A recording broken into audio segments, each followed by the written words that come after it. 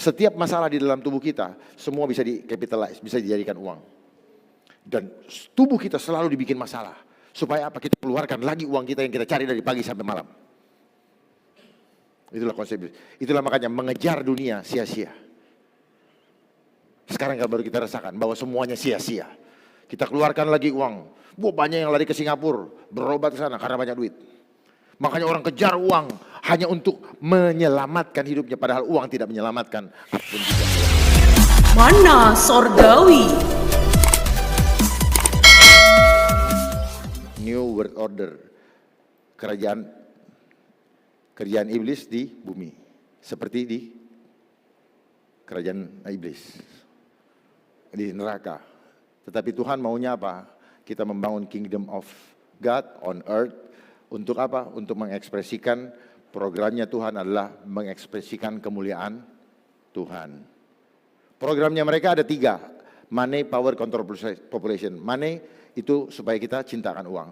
Karena memang cintakan uang, Mammon adalah kompetitornya Tuhan. Mammon, apa yang bertahta di dalam hati kita, itu akan mempengaruhi sistem kehidupan kita. Kalau uang yang bertahta di dalam hidup kita, hati kita, maka kita akan mempengaruhi hubungan kita dengan Tuhan. Pasti. Itu pasti. Karena kita tidak bisa menghamba kepada dua Tuhan. Berikutnya strateginya, terstruktur. Yang tadi, organisasi tadi. Sistematis. Sistematis itu gini. Seolah-olah kayaknya beneran alami. Gitu. Untuk apa? Untuk merasionalisasi hal yang tidak real secara visual menjadi realita. Seperti yang kita lihat sekarang. Gara-gara visual kita jadi pikir, wah di sono ada begini. Kawan saya juga tadi siang nanya saya, oh tapi bagaimana di sana? Ada begini-begini, Bapak lihat dari mana? Di TV, matiin TV-nya, udah gak ada tuh. TV. Karena apa? Selama ini dia membangun legitimasi kepercayaan seolah-olah dia yang bisa dipercaya. Saya katakan, bad news is a good news. Mereka menjual berita-berita buruk. Dulu perceraian orang tabu diekspos. Sekarang perceraian orang senang ekspos. Saling gugat buat mereka jadi duit. Nanti masuk di prime time. Infotainment dan sebagainya. Tapi apa yang terjadi? Mereka sedang menghancurkan karakter-karakter Allah dalam hidup kita. Tidak ada lagi hormat, tidak ada lagi sopan santun. Filipi 4 ayat 8. Dengarkanlah. Yang kudus, yang mulia, yang berkenan, yang sedap didengar, nggak ada. Semua di sini apa? Hoax, bully, ujaran kebencian, like, sombongan, apalagi, dan sebagainya. Hal-hal yang buruk. Pornografi. Saya kasih tahu, gadget itu merusak 5 bagian otak. Lebih berbahaya daripada narkoba. Anak-anak bisa jalannya begini-begini. Karena apa? Tengahnya otak kecilnya rusak, cerebellum, keseimbangannya rusak. Terus kenapa orang jadi edik, jadi kecanduan? Kenapa? Gelombang yang nggak kelihatan mata ini memiliki roh. Dia merusak, dia mengeluarkan hormon dopamin dari dalam otak kita, tetapi tidak natural. Dipaksa, dipicu oleh gelombang tadi. Keluarlah itu. Nah begitu jauh, terus kemudian kita gelisah. Kenapa banyak orang meninggal di rumah sakit begitu handphonenya diambil? Karena handphone sudah menjadi belahan jiwa dia. Sedang lagi sehat aja ketinggalan handphone, gelisahnya minta ampun. Apalagi kalau di situ ada selingkuhannya. Atau ada transfer masuk. Nah, pasti nggak mau. Kalau dulu istri aja ketinggalan nggak pernah disuruh naik Grab. Kalau handphone dijemput. Benar nggak? Mati handphone, stres. Saya juga bingung. Kenapa? Karena sudah nggak ngapalin nomor, ada di situ semua. Ya itu hebatnya kan, terjebak kita. Berikutnya. Dan masif. Masif itu apa? Dia bikin semuanya. Supaya apa? Kalau kita bertanya, sama-sama udah goblok. Ini namanya apa? Orang buta menuntun orang buta. Tapi ngerasa nggak buta karena di dunia modern. Oh nanya sama orang yang nggak iso. Terus berkelompok. Serang-serangan cuma di media sosial. Tahu nggak? Orang-orang yang bermain di media sosial, orang-orang yang pengecut. Saya katakan pengecut, nggak pernah muncul wujudnya, makanya dia bilang anonymous. Orang-orang yang pakai logika, orang-orang yang punya gelar, cuman 5 dia punya, 5 karakter yang saya inventarisir. 1 jadi sombong karena punya gelar. Merasa orang lain yang tidak sekolah ini. Padahal tidak, orang lain tidak sekolah karena nggak ada duit. Tapi bukan dia, berarti dia tidak hebat. Yang kedua, makanya banyak orang yang tidak sekolah malah dia jadi orang hebat. Yang kedua, rakus. Nih, rakus. Yang ketiga, kenapa? Kenapa rakus? Karena dia udah tahu angka. Nanti, nggak ada bagi-bagian. Nggak ada, yang ada kali tambah, kurang juga nggak ada kali. Nah itu. Ketiga, kikir. Karena kalau 10 dia punya, temennya udah 12, dia mau kasih orang 2, dia bilang kurang 2, berarti 8. Nggak mau, kikir. Ketiga, keempat, pengecut. Lempar tanggung jawab ke orang lain. Kalau ada apa-apa, kabur. Seperti yang terjadi sekarang, banyak pengecut. Banyak mencari perlindungan. Dan gak jelas yang dia melindungi dia apa. Dan yang melindungi dia beli pakai uangnya juga dia. Sinting coba kita. Di mana kuasa Tuhan ada di kita? Ya Pak? Piro harganya? Piro regone? Dibeli pakai apa? Pakai uang. Bukan dibeli pakai iman. Keselamatan itu kita dapat dari iman kok. Ya Pak? Berikutnya. Nah ini keadaan dunia yang memang dikondisikan di semua bidang. Terus. Nah ini sekolah kita. 6, 6, 6. Dan intimidasi angka 6 ketika kita sekolah. Saya 5,5. Gak naik, Gitu. Dulu ya, gak tahu saya sistem sekolah sekarang. Tapi angka 6 dari dulu mewarnai. Dan tadi juga ada sisi 6. Apa namanya, heksagonal 6.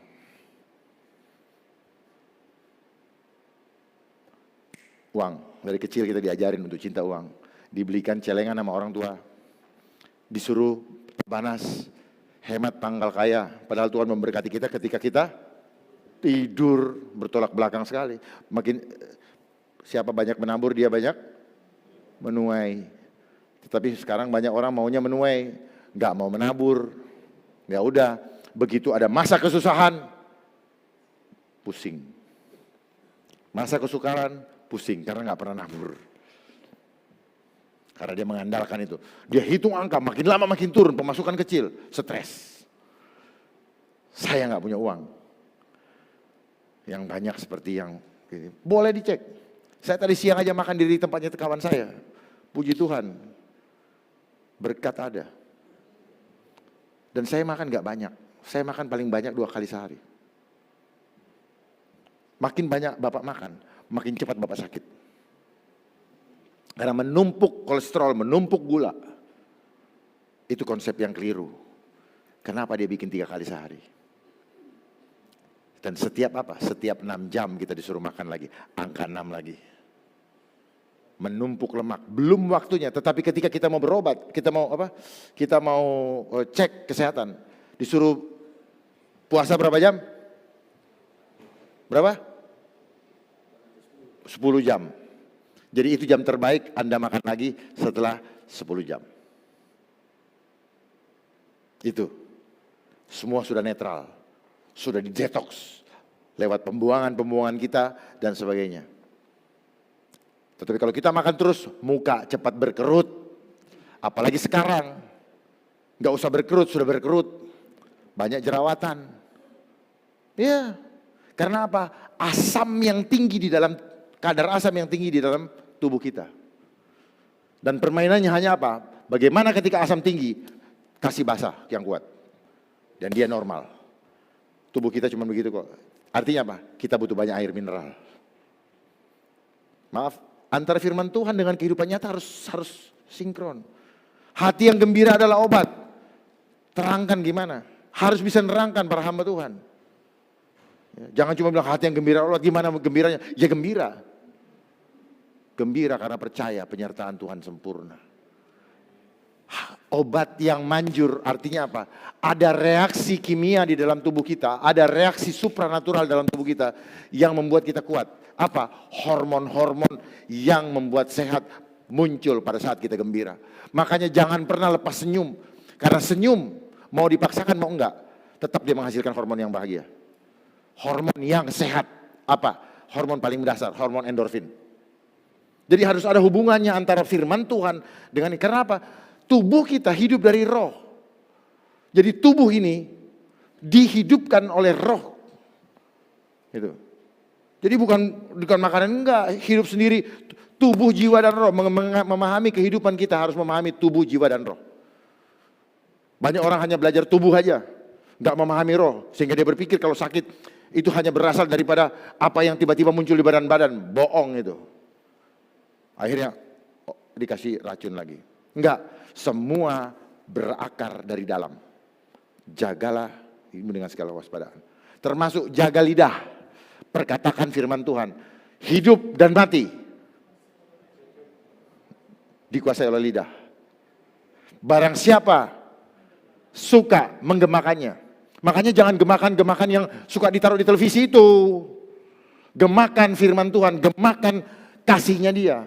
Memberkati orang, menularkan kasih karunia kepada semua orang. Itu yang Tuhan inginkan. Itu yang disebut saksi Kristus. Jangan pernah malu mengakui bahwa saya adalah anak Kristus. Saya adalah anak terang. Sampaikan itu. Karena kalau kita sampaikan, Tuhan Yesus akan membela kita. Dia tidak malu mengakui kita di depan Allah Bapa untuk membenarkan kita. Tetapi kalau kita malu menyampaikan nama dia, mengagungkan nama dia, pasti dia bilang, aku tidak mengenal engkau. Karena iman yang dimaksud, adakah iman padamu? Masih nggak ingat gue katanya. Iman itu kan imajinasi. Kalau nggak kita ada di dalam Kristus, mengimajinasikan Tuhan di dalam, mengimajinasikan Tuhan itu gini. Saya mengimajinasikan Tuhan, ya saya harus berjalan seperti Tuhan. Saya harus bergaya seperti Tuhan, kan imajinasi. Jangan imajinasinya apa itu? Tom Hanks. Imajinasinya apa tuh? Jim apa yang Rihanna. Siapa? Imajinasi kita, makanya dia kasih bintang-bintang supaya kita berimajinasi seperti dia. Bintang kita hanya Tuhan Yesus Kristus yang menyelamatkan kita sampai selama-lamanya. Bukan bintang-bintang itu. Jadi jangan silau dengan yang disebut dengan bintang. Hanya satu bintang. Yesus Kristus. Itu bintang kita. Dan kita kemana-mana harus mempromosikan bintang kita. Baru itu. Kalau nggak ada itu nggak ada gunanya. Nah percuma lah saya begini. Percuma saya ini. Percuma Bapak Ibu punya rumah hebat. Enggak, percuma. Percuma. Ini masa akhir zaman. Jangan berpikir kembali kepada masa yang kemarin. Karena mereka tidak mau kembali. Apapun sudah dilakukan, semua hanya tipu muslihat. Dan tidak akan pernah dia mau kembali. Kecuali kita sebagai anak-anak Tuhan menyatakan kemuliaannya di bumi ini. Dengan muka, mencerminkan kemuliaan dengan muka yang tidak berselubung. Berselubung apa? Tidak ada ketakutan lagi maksudnya. Tidak hidup dalam kemunafikan. Tidak hidup di dalam selubung-selubung yang selama ini membuat kita tidak mengerti firman Tuhan. Berikutnya. Nah, yang kita kejar tadi di uang, itu bukan uangnya, apa? Angkanya. Saya kasih satu truk uang kepada Bapak. Bapak mau terima nggak kalau nggak ada angkanya? Pasti dia apa? Misu-misu. Misu-misu betul ya? Ngomel-ngomel. Ini menghina saya. Gitu. Tapi kalau ada angkanya, monggo.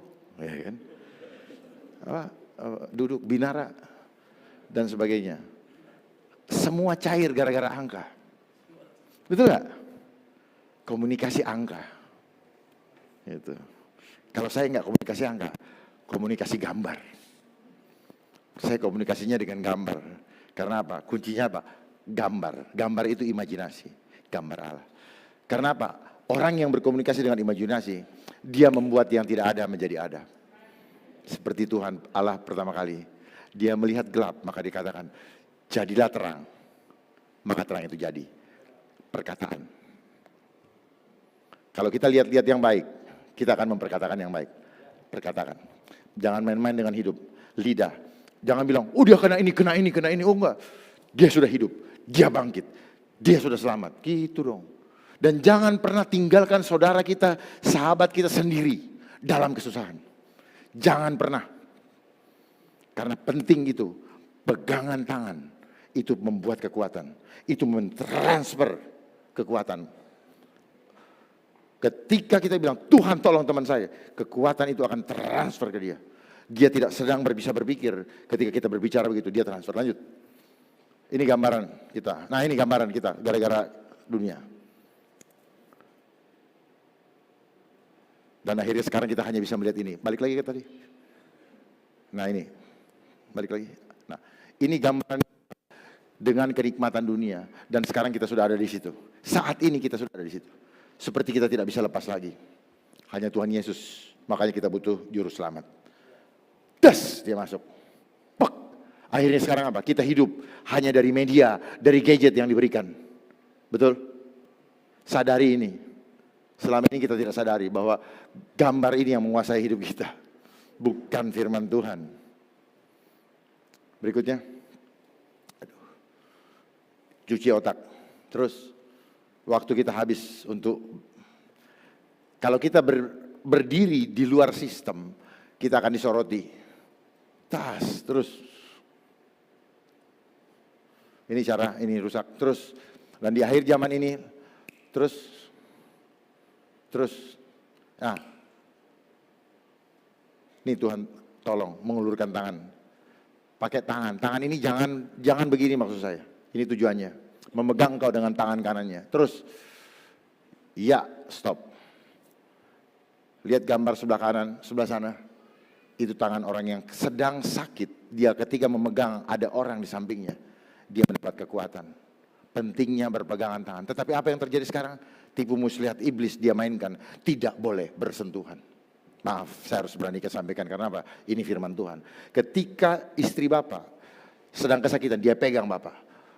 Pah, tolong, aku sakit. Remasan tangan ini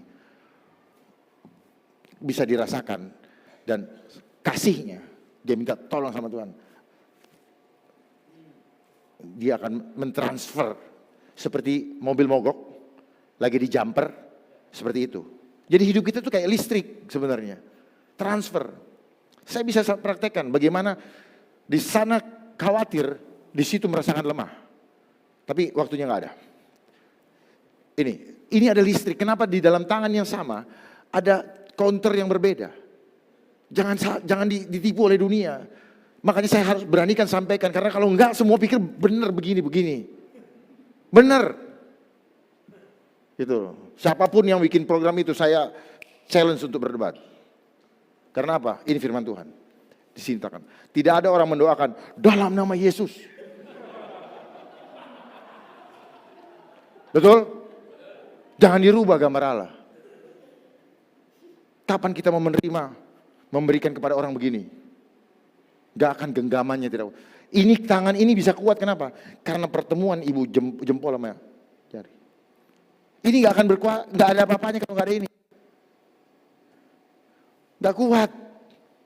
Ini juga gak ada apa-apanya kalau gak ada ini. Jadi apa? Harus ada persatuan. Betul? Betul tidak? Kita ini tubuh Kristus. Kristus adalah kepalanya. Jadi tidak boleh ada yang tidak bekerja. Misalnya gini, tolongin angkat ini dong, bantuin. Yang ini, enggak, lu aja sendiri. Ini mau bantu gimana coba? Terus giliran, ini tolong bantu, enggak lu aja kerja sendiri. Yang ini enggak mau bantu, ini kenapa? Tadi gue minta bantu, lu enggak mau. Timpang. Jadi harus semua bekerja sama untuk satu tujuan. Terus lanjut. Nah ini tadi muka yang begini sama begini beda dia punya. Ini lanjut. Terus saya masuk, ini tadi darah. Ini darah orang yang masih bagus, tapi waktu nggak ada. Saya mau kasih tahu bahwa darah itu penting. Karena yang dirusak dari gelombang-gelombang ini adalah darah. Tapi mungkin saya perlu kasih lihat supaya pada sadar ya. Coba tampilkan ya. Live blood Banyak sekali analysis bahannya. and Buka lebar. electrosmog. We can Buka learn lebar. much by looking at our blood under a Buka lebar. microscope. Buka This lebar. short video shows a macrophage, which is like a vacuum cleaner, engulfing bacteria among red blood cells. Harus I tahu. decided to find out what my blood looked like. I pricked my finger, placed a drop of blood on a slide, and looked at it under the microscope. This is what I saw. The cells are round, some are separate, and a few are sticking together. Overall, fairly healthy-looking blood. This testing was done in a clean electromagnetic environment, and I did not eat or drink before or during testing. I then worked on a computer for 70 minutes and looked at my blood again. This time, the cells are sticking together like stacked coins. This is called rouleau formation. Jadi gelombangnya Later bisa that day, merubah I used a cordless struktur phone for 10 darah minutes kita. and looked at my blood again. Itu dari luar. And this is what Gimana I kalau langsung saw. intervensi Very ke dalam? unhealthy-looking blood. There are virtually no single cells. Most of the cells are now in rouleau formation. A doctor told me this is what she sees with Seperti cancer susu yang rusak, patients. pecah. What I learned is that my blood goes into rouleau formation when I use a computer or a mobile phone. Nanti saya bisa bagikan kepada This type of Pak clumping Gembala untuk bisa interferes bagi with the release of video ini. oxygen and the removal of waste products like carbon dioxide. The capillaries are so narrow that red cells must squeeze through in single file, showing the importance of their elasticity. What are the consequences of rouleau formation? Poor circulation resulting in lower oxygen transport to cells and reduced waste removal. What are the symptoms someone may experience? Headaches and fatigue, difficulty concentrating, numbness, tingling, and cold extremities, and possibly heart and blood pressure problems, including risk of stroke. What is the significance of this? Live blood analysis may be a good diagnostic for electrohypersensitivity. Live blood analysis and electrosmog. We can learn much by looking at our blood under a microscope. This short video shows a macrophage, which is like a vacuum cleaner, engulfing bacteria among red blood cells. I decided to find out what my blood looked like. I pricked my finger, placed a drop of blood on a slide, and looked at it under the microscope. This is what I saw. The cells are round, some are separate,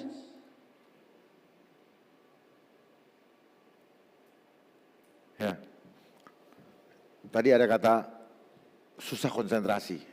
Orang kalau nggak bisa konsentrasi nggak bisa berimajinasi. Ya. Jadi dia memang merusak masuk ke dalam inti dan sel itu menghasilkan darah. Tadi sel darah merah dirusak sama dia. Semua yang digambar itu adalah sel. Sel itu yang dirusak karena itu adalah kekuatan Tuhan yang ada dalam diri kita.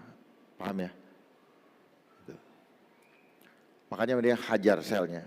Termasuk yang kita konsumsi juga. Pokoknya yang masuk ke dalam diri kita tujuannya untuk merusak sel. Sehingga apa? Kesaktian kita yang maunya panjang umur menjadi enggak. Dia merusak regenerasi sel. Gitu. Jadi kita harusnya panjang umur, gara-gara itu kita sudah beri, apalagi ada ayat begitu. Dipakailah bahwa umur manusia 70 doang. Enggak. Masih banyak kok yang masih 110. Cuman enggak di ini aja. Nah ini, saya masuk ke yang terakhir ya, perhatikan. Di akhir zaman ini sedang terjadi. Wahyu 13 ayat 17. Yang dimaksud dengan menerima tanda. Dan supaya setiap orang tidak dapat membeli dan menjual.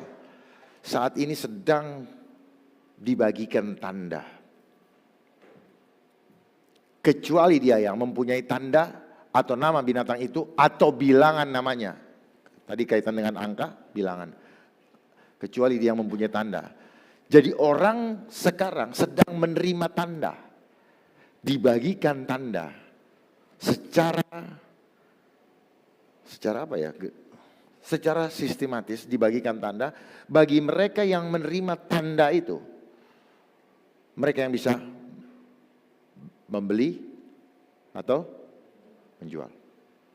Perhatikan, tanda apa sekarang yang sedang populer? Kalau tidak punya itu, nanti tidak bisa membeli atau menjual. Dan sanksinya, itu enggak, ini terusnya apa? Ya ini uang digital, nanti mereka yang sudah menerima tanda yang bisa menjalankan ini semua. Kalau yang belum, yang tidak mau menerima tanda, tetap teguh dengan percaya kepada Tuhan, dia tidak akan menerima tanda. Dan yang menerima tanda nanti ada sanksinya. Lanjut. Ini sekilas saja biar cepat. Saya kenapa senang kasih bagiin, karena belum tentu besok saya ketemu lagi. Saya pergi lagi ke tempat yang lain. Nah ini, tanda itu nanti akan dikontrol oleh gelombang 5G yang kemarin tanggal 27 Mei sudah di try out kan. Di situ. Nah, ini gelombang loh, gak kelihatan kan? Gelombang inilah yang mengatur kita. Kita hidup karena frekuensi. Kita gampang dimanipulasi sama frekuensi. Gampang sekali. Ketakutan sudah bisa memanipulasi. Begitu kita takut, badan kita lemah. Begitu kita stres, pikiran kita, badan kita lemah. Tetapi begitu kita lihat Yesus, badan kita loncat. Jadi gampang sekali hidup kita ini. Aduh, terlalu fragile ternyata. Begitu ada gitu, langsung ini. Coba begitu datang tentara. Shaking badan kita. Kita tidak ada apa-apanya. Benar-benar kayak rumput. Terus. Nah. Oke. Itu tadi segi 6 sel. Perhatikan. Berkaitan sama 5G nanti. Buktikan omongan saya. Time will tell. Dan ini sudah ada sejak lama. Kalau ini kan rekaan sendiri. Makanya dia punya ini 8. Sama juga sih dengan buku saya. Gurita kan 8. Tentacle 8 kaki. Sel inti kehidupan. Itu teknologi. Jadi gambar Allah. Sel ini gambar Allah. Dicengkram sama teknologi dirusak. Supaya tidak sesuai. Di bahasanya apa? Di-scrap. Tele itu adalah bahasa Yunani. Tele Ibrani. Itu adalah cara penyebarannya. Nggak kelihatan. Tapi bisa dia dengan jarak jauh. Makanya telepon. Bersuara jarak jauh. Dipakai di dalam teknologi komunikasi. Tadi bahasa Inggris dipakai menjadi bahasa komunikasi sistem. Nah, untuk menyampaikan informasi, dia pakai teknologi tele jarak jauh. Tele ini dulu itu roh. Makanya bisa ngirim. Gitu. Karena dia tidak omnipresent, kita bisa usir, bus. Gitu. Dia tidak ada di mana-mana. Nggak kayak roh Allah. Makanya dia butuh teknologi. Ini, karena dia tidak omnipresent, dia butuh teknologi. Ya. Berbedanya dengan roh Allah, dia ada di mana-mana. Tetapi karena dia tidak ada di mana-mana, dia tidak omnipresent, maka dia butuh teknologi.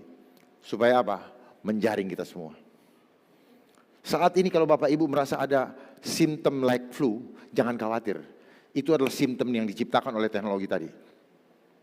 Yang membuat kita, aduh kayak enak ya, kayak meriang ini. Supaya apa? Supaya Bapak mencari pertolongan kepada apa? Kepada tabib yang tidak agung. Dan akhirnya Bapak di situ akan terjebak oleh perasaan dan pikiran Bapak. Dan akhirnya Bapak binasa. Di atas langit kalau Bapak bisa melihat dengan mata, ada ular besar. Ada ular besar. Yang sedang apa? Sedang menghipnotis, sedang menyihir Bapak Ibu sekalian. Supaya apa? Supaya tunduk, supaya cemas, supaya khawatir, supaya takut. Dan masuk dalam perbudakan. Ketakutan yang kita alami sekarang adalah bagian daripada roh perbudakan. Ketika ketakutan ada, maka kita ada di bawah roh perbudakan. Ketika roh perbudakan hilang, maka ketakutan tidak ada lagi pada kita. Kenapa? Karena kita tidak punya kasih yang sempurna. Kita tidak tertib, fokus cuma satu sama Tuhan. Kita tidak 100%. Kita ya sekian, tapi yang separohnya dunia dong, kan kita hidup di dunia. Oh enggak, kita berada di dunia ini, tapi kita bukan berasal dari dunia ini. Lanjut. Sanksinya bagi yang menerima tanda. Wahyu 14 ayat 9 sampai 10. Terima cawan murka Allah. Supaya tahu. Jangan cuma katanya-katanya. Kalau firman Tuhan tidak bisa didebat dan nyata sedang digenapi. Ya. Jangan main-main. Jangan seorang hamba Tuhan, jangan di antara kita menyesatkan jiwa-jiwa untuk mengikuti dia yang sudah sesat. Kalau Bapak tanya, bagaimana bisa mengetahui? Nanti saya ajarin. Gampang Bapak. Dengan cara tadi, kita tinggal tunjuk. Dia badannya Bapak masih sama, tetapi isinya sudah berbeda. Contoh, Yudas. Ya. Yudas badannya masih Yudas, isinya udah beda. Contoh orang kesurupan, badannya si X. Tetapi kenapa dia berperilaku berbeda? Karena dia sudah isinya sudah berbeda. Dan nanti, bukan nanti, sudah banyak. Badannya masih sama, ngomongnya masih dia, kita pikir masih dia, tapi sudah palsu, sudah bukan gambar Allah yang ada dalam dirinya. Tapi kelihatannya masih dia. Ini yang membuat kita kacau, gak bisa membedakan roh. Ujilah roh. Saya berbicara gini, Bapak uji, Bapak challenge, uji saya. Apakah ini betul-betul roh? Bukan, rohnya Tuhan bukan. Setiap orang ada rohnya, tetapi hati-hati, roh yang lain bisa mengintervensi. Kalau apa? Kalau rusak penerimaannya, receivernya. Seperti radio tadi. Jadi banyak kita lihat, dianya dulu digemari, dianya dulu diidolakan. Karena dunia konsepnya cari bintang untuk menggantikan Kristus. Maka bintang-bintang tadi membuat menjadi idola baru. Menjadi Kristus baru. Bukan itu yang dimauin. Jangan pernah menyampaikan Injil yang tidak ada Kristus di dalamnya. Karena banyak Injil-Injil yang tidak menceritakan tentang Yesus seperti persis yang ada di Alkitab. Amin. Terus.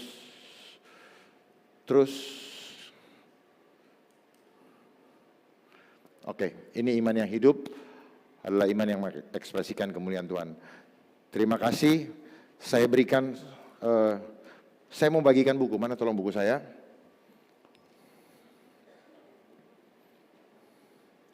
Saya mau bagikan buku bagi yang bertanya, singkat saja, ada 10.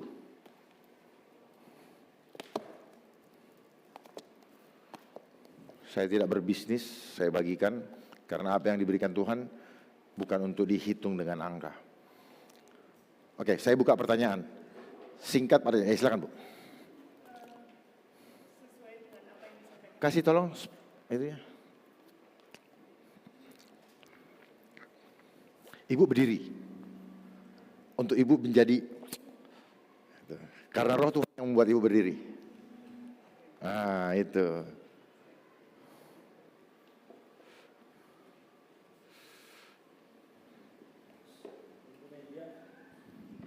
Jangan dimatiin, nah jangan dimatiin. Dikecilin ya. Terima kasih atas waktunya. Seperti tadi yang diserangkan bahwa kita memang diciptakan serupa dan segambar dengan Allah. Dimana kalau kita serupa dengan segambar dengan Allah berarti roh Allah itu ada di dalam setiap kita. Yes. Nah, tetapi kenyataannya sekarang kalau ada roh Allah di dalam kita tidak akan ada ketakutan. Yang ada hanya kasih, memberikan kekuatan. Tetapi kenyataannya sekarang yang terjadi mungkin tidak perlu saya sampaikan. Jujur saya banyak mendengar Bapak dari YouTube, jadi saya tahu mengenai DNA Kristus dan apa saya banyak ngerti tentang. Tetapi kenyataannya sekarang justru orang ketakutan. Seperti pakai itu dan sebagainya. Dan kita pun gak ada kasih lagi. Jadi kalau ada orang sakit malah kita takut. Kita nggak mau datang, kita nggak mau ketemu. Dan itu kenyataannya terjadi. Sekarang pertanyaan saya, bagaimana saya bisa menjelaskan ke orang-orang yang ada di sekitar saya tentang hal ini, Pak? Jujur saya kesulitan karena banyak orang yang juga mungkin belum tahu tentang berita-berita pengetahuan yang sudah sering Bapak sampaikan di YouTube mengenai hal ini. Jadi saya juga kesulitan untuk menyampaikan itu. Terima kasih. Baik, terima kasih Bu. Jadi perlu kita ketahui bersama bahwa apa yang terjadi sekarang adalah konsep adu domba. Divide et impera. Sejak zaman penjajahan VOC sudah terjadi divide et impera. Ternyata VOC itu kaki tangan mereka. Jadi konsep itu sudah dibangun sejak dulu. Makanya apa? Pecahlah sekarang. Tetapi di sini kita jangan goncang. Kenapa? Ini adalah masa penapihan. Mana emas murni, mana yang KW, mana gambar Allah menyancarkan kemuliaan itu atau tidak. Dan proses mereka dibina sudah dilakukan sejak mereka mendengarkan firman Tuhan. Tapi kenapa hasilnya seperti itu? Pertanyaannya, siapa yang bertanggung jawab menyesatkan, membuat jiwa-jiwa menjadi seperti itu? Ada yang salah. Kenapa? Karena konsep yang mereka pakai adalah konsep yang sama yang diajarkan di seperti ini. Di mana-mana orang yang mengikuti konsep S1, S2, S3. Belajar firman Tuhan ada konsep S1, S2, S3. Jadi akhirnya apa? Konsepnya apa? Konsep data. Konsep bukan masuk dunia roh. Konsep ada literaturnya. Berdasarkan apa kata? Mazhabnya. Kata si pemberi doktrin.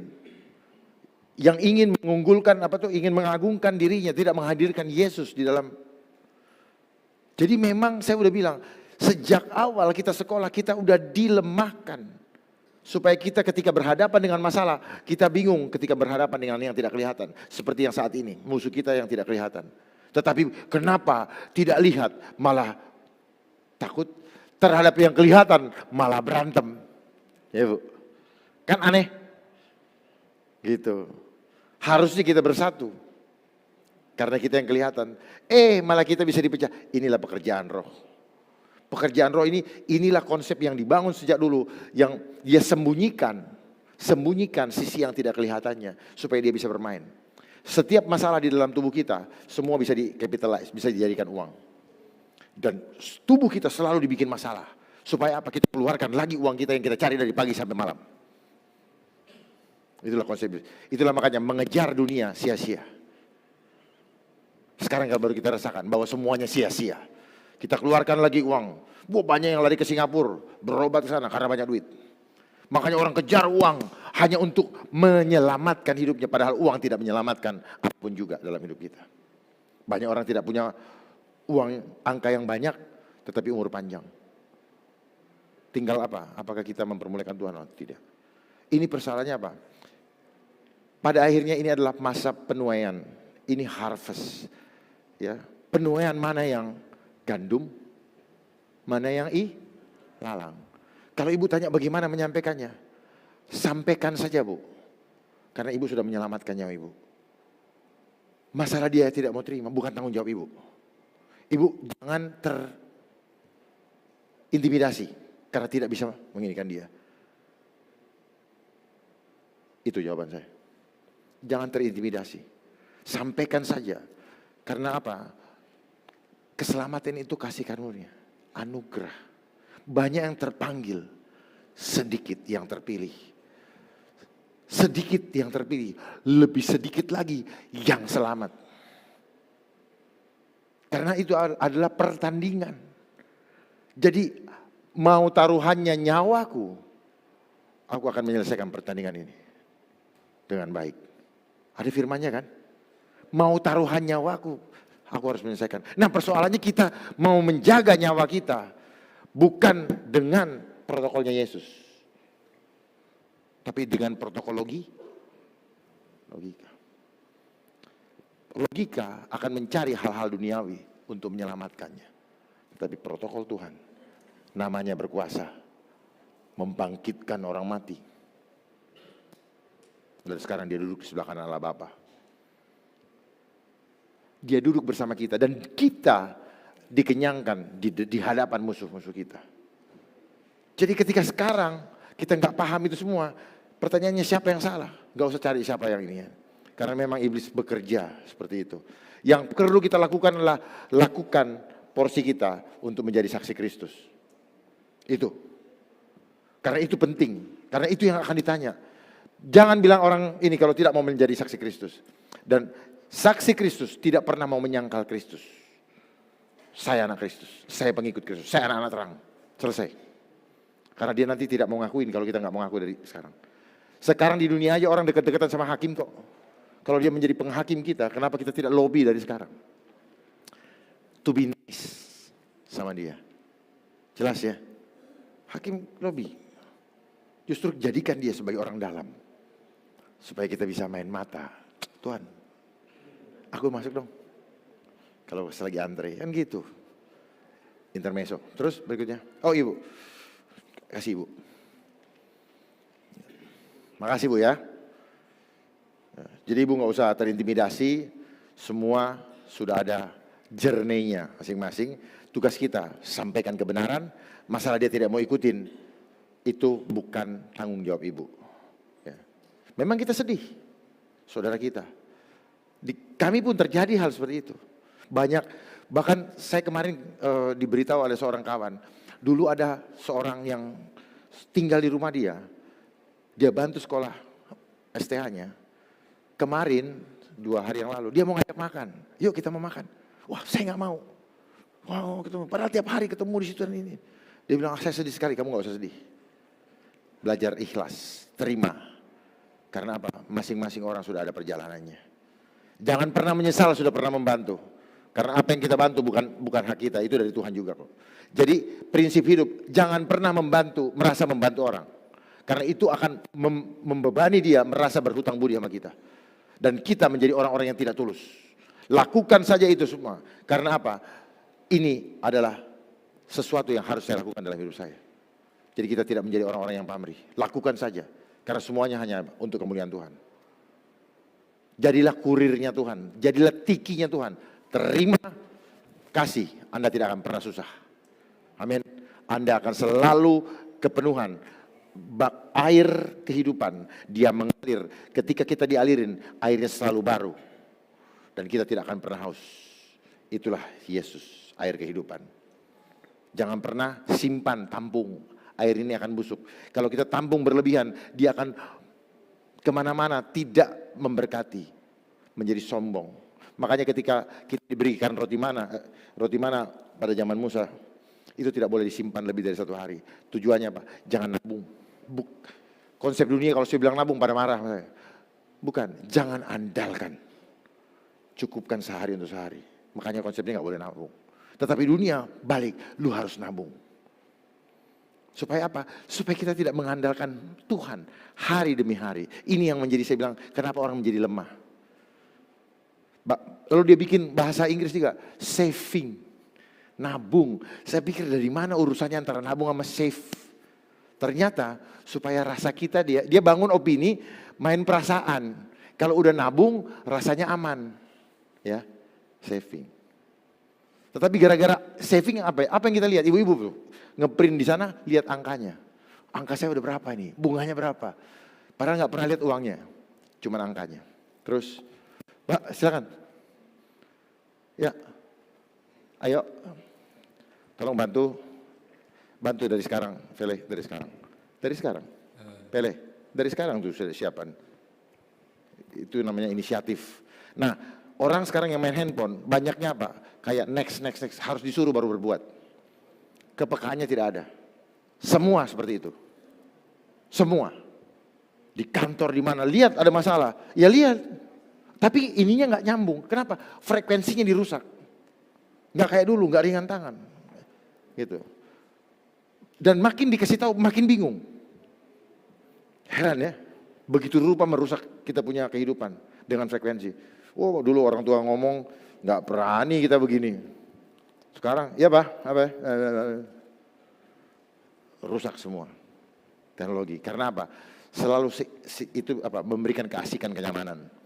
Membuat kita terlena, akhirnya rusak. Yesaya pasal 41. Tuhan membangkitkan seorang pembebas. dengarkanlah aku dengan berdiam diri, hai pulau-pulau. Hendaklah bangsa-bangsa mendapat kekuatan baru. Biarlah mereka datang mendekat kemudian berbicara. Baiklah kita tampil bersama-sama untuk berperkara. Siapakah yang menggerakkan dia dari timur? Menggerakkan dia yang mendapat kemenangan di setiap langkahnya, yang menaklukkan bangsa-bangsa ke depannya, dan menurunkan raja-raja. Pedangnya membuat mereka seperti debu, dan panahnya membuat mereka seperti jerami yang tertiup. Ia mengejar mereka, dan dengan selamat ia melalui jalan yang belum pernah diinjak kakinya. Siapakah yang melakukan dan mengerjakan semuanya itu? Dia yang dari dahulu memanggil bangkit keturunan-keturunan. Aku Tuhan yang terdahulu, dan bagi mereka yang terkemudian, aku tetap Dia juga. Pulau-pulau telah melihatnya dan menjadi takut. Ujung-ujung bumi pun menjadi gemetar. Mereka datang dan makin mendekat. Yang seorang menolong yang lain dan berkata kepada temannya, kuatkanlah hatimu. Tukang besi menguatkan hati tukang emas, dan orang yang memipihkan logam dengan martil menguatkan hati orang yang menempa di atas landasan. Ia berkata tentang patrian, itu baik, lalu menguatkannya dengan paku-paku sehingga tidak goyang. Israel hamba Tuhan. Tetapi engkau, hai Israel hambaku, hai Yakub yang telah kupilih, keturunan Abraham yang kukasihi, engkau yang telah kuambil dari ujung-ujung bumi, dan yang telah kupanggil dari penjuru-penjurunya. Aku berkata kepadamu, engkau hambaku, aku telah memilih engkau dan tidak menolak engkau. Janganlah takut, sebab aku menyertai engkau. Janganlah bimbang, sebab aku ini Allahmu. Aku akan meneguhkan bahkan akan menolong engkau. Aku akan memegang engkau dengan tangan kananku yang membawa kemenangan. Sesungguhnya, semua orang yang bangkit amarahnya terhadap engkau akan mendapat malu dan kena noda. Orang-orang yang membantah engkau akan seperti tidak ada dan akan binasa. Engkau akan mencari orang-orang yang berkelahi dengan engkau, tetapi tidak akan menemui mereka. Orang-orang yang berperang melawan engkau akan seperti tidak ada dan hampa. Sebab aku ini Tuhan Allahmu, memegang tangan kananmu dan berkata kepadamu, janganlah takut, akulah yang menolong engkau. Janganlah takut, hai si cacing Yakub, hai si ulat Israel. Akulah yang menolong engkau, demikianlah firman Tuhan. Dan yang menebus engkau ialah yang Maha Kudus Allah Israel. Sesungguhnya, aku membuat engkau menjadi papan pengirik yang tajam dan baru dengan gigi dua jajar. Engkau akan mengirik gunung-gunung dan menghancurkannya, dan bukit-bukit pun akan kau buat seperti sekam. Engkau akan menampi mereka, lalu angin akan menerbangkan mereka, dan badai akan menyerakkan mereka. Tetapi engkau ini akan bersorak-sorak di dalam Tuhan, dan bermegah di dalam yang Maha Kudus Allah Israel. Orang-orang sengsara dan orang-orang miskin sedang mencari air, tetapi tidak ada. Lidah mereka kering kehausan. Tetapi aku Tuhan akan menjawab mereka. Dan sebagai Allah orang Israel, aku tidak akan meninggalkan mereka. Aku akan membuat sungai-sungai memancar di atas bukit-bukit yang gundul, dan membuat mata-mata air membual di tengah dataran. Aku akan membuat padang gurun menjadi telaga, dan memancarkan air dari tanah kering. Aku akan menanam pohon aras di padang gurun, pohon penaga, pohon murad, dan pohon minyak. Aku akan menumbuhkan pohon sanobar di padang belantara, dan pohon berangan serta pohon cemara di sampingnya, supaya semua orang melihat dan mengetahui, memperhatikan dan memahami, bahwa tangan Tuhan yang membuat semuanya ini, dan yang Maha Kudus Allah Israel yang menciptakannya. Tuhan menantang berhala-berhala. Ajukanlah perkaramu, firman Tuhan. Kemukakanlah alasan-alasanmu, firman Raja Allah Yakub. Biarlah mereka maju dan memberitahukan kepada kami apa yang akan terjadi. Nubuat yang dahulu beritahukanlah apa artinya, supaya kami memperhatikannya. Atau hal-hal yang akan datang, kabarkanlah kepada kami, supaya kami mengetahui kesudahannya. Beritahukanlah hal-hal yang akan datang kemudian, supaya kami mengetahui bahwa kamu ini sungguh Allah. Bertindak sajalah, biar secara baik ataupun secara buruk, supaya kami bersama-sama tercengang melihatnya. Sesungguhnya kamu ini adalah seperti tidak ada, dan perbuatan-perbuatanmu adalah hampa. Orang yang memilih kamu adalah kejijikan. Aku telah menggerakkan seorang dari utara, dan ia telah datang. Dari sebelah matahari terbit aku telah memanggil dia dengan namanya. Seperti tukang periuk menginjak-injak tanah liat, demikian dia akan menginjak-injak penguasa-penguasa seperti lumpur. Siapakah yang memberitahukannya dari mulanya, sehingga kami mengetahuinya, dan dari dahulu, sehingga kami mengatakan, benarlah dia. Sungguh, tidak ada orang yang memberitahukannya, tidak ada orang yang mengabarkannya, tidak ada orang yang mendengar sepatah kata pun daripadamu. Sebagai yang pertama, aku memberitahukannya kepada Sion, dan aku memberikan orang yang membawa kabar baik kepada Yerusalem. Apabila aku melihat berkeliling, maka tidak ada seorang pun, dan di antara semua mereka ini, tidak ada yang dapat memberi petunjuk, atau yang dapat memberi jawab kalau aku menanyakan mereka. Sesungguhnya, sekaliannya mereka seperti tidak ada. Perbuatan-perbuatan mereka hampa. Patung-patung tuangan mereka angin dan kesia-siaan. Yesaya pasal 42. Hamba Tuhan. Lihat, itu hambaku yang kupegang, orang pilihanku yang kepadanya aku berkenan. Aku telah menaruh rohku ke atasnya, supaya ia menyatakan hukum kepada bangsa-bangsa. Ia tidak akan berteriak atau menyaringkan suara, atau memperdengarkan suaranya di jalan. Bulu yang patah terkulai tidak akan diputuskannya, dan sumbu yang pudar nyalanya tidak akan dipadamkannya. Tetapi dengan setia ia akan menyatakan hukum. Ia sendiri tidak akan menjadi pudar dan tidak akan patah terkulai, sampai ia menegakkan hukum di bumi. Segala pulau mengharapkan pengajarannya. Beginilah firman Allah Tuhan, yang menciptakan langit dan membentangkannya, yang menghamparkan bumi dengan segala yang tumbuh di atasnya, yang memberikan nafas kepada umat manusia yang mendudukinya, dan nyawa kepada mereka yang hidup di atasnya. Aku ini Tuhan, telah memanggil engkau untuk maksud penyelamatan, telah memegang tanganmu. Aku telah membentuk engkau dan memberi engkau menjadi perjanjian bagi umat manusia, menjadi terang untuk bangsa-bangsa, untuk membuka mata yang buta, untuk mengeluarkan orang hukuman dari tempat tahanan, dan mengeluarkan orang-orang yang duduk dalam gelap dari rumah penjara. Aku ini Tuhan, itulah namaku. Aku tidak akan memberikan kemuliaanku kepada yang lain, atau kemasyuranku kepada patung. Nubuat-nubuat yang dahulu sekarang sudah menjadi kenyataan. Hal-hal yang baru hendak ku beritahukan. Sebelum hal-hal itu muncul, aku mengabarkannya kepadamu. Puji-pujian tentang penyelamatan. Nyanyikanlah nyanyian baru bagi Tuhan, dan pujilah dia dari ujung bumi. Baiklah laut bergemuruh, serta segala isinya, dan pulau-pulau dengan segala penduduknya.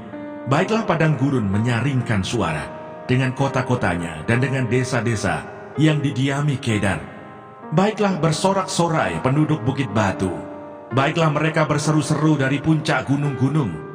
Baiklah mereka memberi penghormatan kepada Tuhan, dan memberitakan pujian yang kepadanya di pulau-pulau.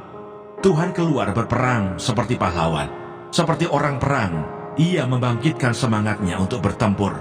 Ia bertempik sorak, ya, ia memekik terhadap musuh-musuhnya. Ia membuktikan kepahlawanannya. Aku membisu dari sejak dahulu kala. Aku berdiam diri, aku menahan hatiku. Sekarang, aku mau mengerang seperti perempuan yang melahirkan. Aku mau mengah-mengah dan megap-megap. Aku mau membuat tandus gunung-gunung dan bukit-bukit, dan mau membuat layu segala tumbuh-tumbuhannya. Aku mau membuat sungai-sungai menjadi tanah kering, dan mau membuat kering telaga-telaga.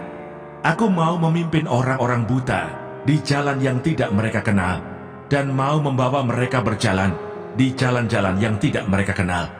Aku mau membuat kegelapan yang di depan mereka menjadi terang, dan tanah yang berkeluk-keluk menjadi tanah yang rata. Itulah hal-hal yang hendak kulakukan kepada mereka, yang pasti akan kulaksanakan. Orang-orang yang percaya kepada patung pahatan akan berpaling ke belakang dan mendapat malu, yaitu orang-orang yang berkata kepada patung tuangan, "Kamulah Allah kami." Kegagalan dan kebutaan Israel. Dengarkanlah hai orang-orang tuli, pandanglah dan lihatlah hai orang-orang buta. Siapakah yang buta selain dari hamba-Ku, dan yang tuli seperti utusan yang kusuruh? Siapakah yang buta seperti suruhanku, dan yang tuli seperti hamba Tuhan?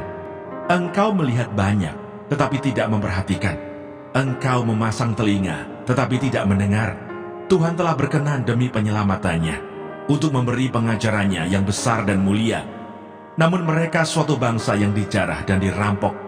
Mereka semua terjebak dalam geronggang-geronggang dan disembunyikan dalam rumah-rumah penjara. Mereka telah menjadi jarahan dan tidak ada yang melepaskan, menjadi rampasan dan tidak ada yang berkata, "Kembalikanlah." Siapakah di antara kamu yang mau memasang telinga kepada hal ini, yang mau memperhatikan dan mendengarkannya untuk masa yang kemudian? Siapakah yang menyerahkan Yakub untuk dirampas dan Israel kepada penjara? Bukankah itu Tuhan? Sebab kepadanya kita telah berdosa, dan orang tidak mau mengikuti jalan yang telah ditunjuknya. Dan kepada pengajarannya orang tidak mau mendengar, maka ia telah menumpahkan kepadanya kepanasan amarahnya dan peperangan yang hebat. Ia menghanguskan dia dari sekeliling, tetapi ia tidak menginsafinya, dan yang membakar dia, tetapi ia tidak memperhatikannya. Mana sorgawi.